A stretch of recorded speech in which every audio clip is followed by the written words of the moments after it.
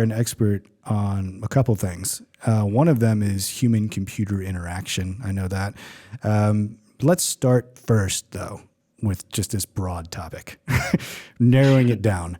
Mobility. What do you kind of see as the future of mobility? Where do you think mobility is heading? Oh, that's such a great question, Mike. I think mobility is going in three broad directions right now, and that would be I'll say the terms and then I'll go into the details and explain all of them. So Perfect. yeah, the first is automation, self-driving cars. The second is electrification, battery-powered electric vehicles. And the third would be mobility as a service. So where personal mobility is being, taken over by shared vehicles and ride sharing of all different kinds.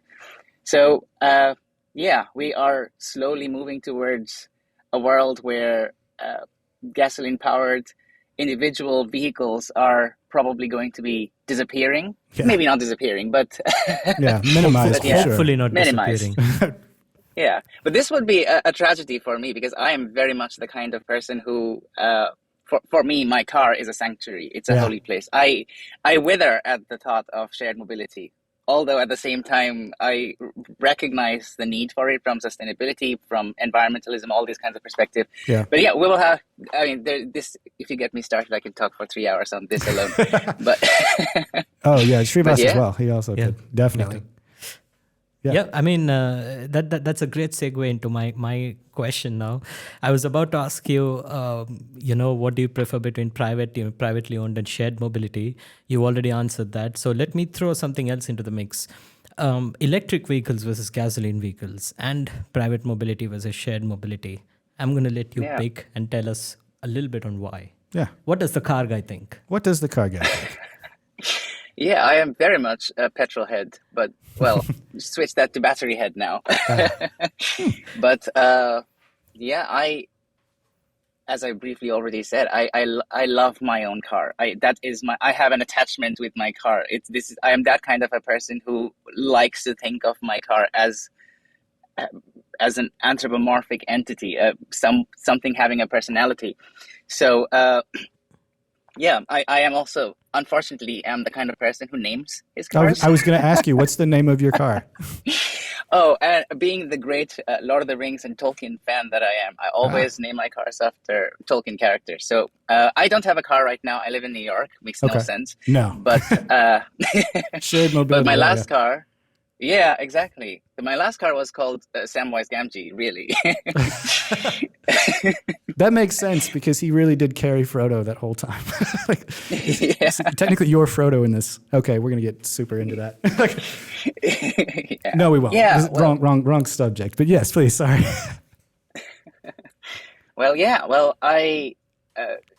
Speaking in that sense, I am also that kind of person who is extremely, admittedly, a bit OCD about how I like my car, how clean I like it, how all of these kinds of anal details of how I want my environment to be.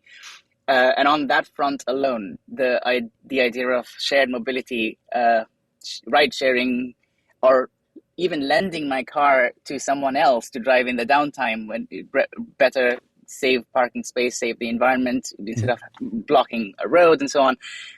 I understand the idea of it rationally and logically, but my heart refuses to accept it. Emotionally, I am not there. So yeah, I'm very much always on this edge of the sword in terms of what I want the future to look like. Yeah. I think at some point the logical, the rational part of the brain will have to be taken over. I will let that take over at some point if I make that decision. But then, I cannot ignore that whole aspect. Yeah. And the other part of it, when it comes to your earlier question, Shivas, when it comes to EV versus gasoline-powered vehicles, I'm actually a big fan of EVs. Just off the bat, but at the same time, there are so many different arguments all across the board. I mean, there are statistics that show that over the lifetime of the vehicle, EVs produce less carbon emissions, less carbon footprint overall than gasoline powered or conventional fuel powered vehicles. But at the same time, I'm also not convinced that we have found a way to recycle the battery at the end of its life, and the toxic waste that's generated because of the lithium and all the toxic materials used in the batteries, and how I am not convinced that we have found a way to responsibly dispose of it. Yeah. And the hype definitely is there, and I got on board that hype train as well. I love the concept of EV, especially as a car enthusiast, a driving enthusiast. I also like the the idea that you don't have to necessarily abandon driving pleasure in order to be efficient and sustainable. That's also oftentimes the branding or the marketing spiel that's often that associates or accompanies EVs.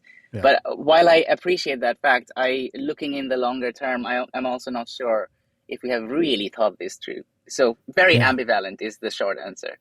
I mean, I have the same opinions. Yeah. I felt like I was shouting in the dark, shouting just in air, like, yeah, lithium is being mined, lithium has to be recycled. And this is really music to my ears. I mean,